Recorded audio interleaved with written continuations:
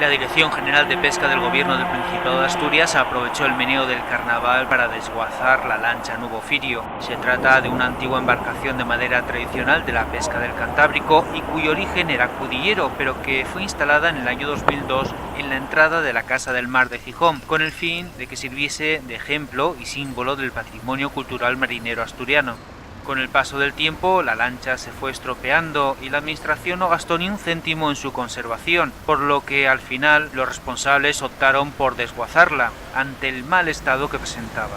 Un penoso final y lamentable ver la falta de compromiso de la administración con la conservación del patrimonio histórico y etnográfico de Asturias, pero también merecen un buen tirón de orejas la actitud de la clase política gijonesa y en especial de la oposición, tan chillones cuando se les menea alguno de sus asientos, ahora en este caso como en otros muchos de la vida real de la ciudad se han quedado calladitos.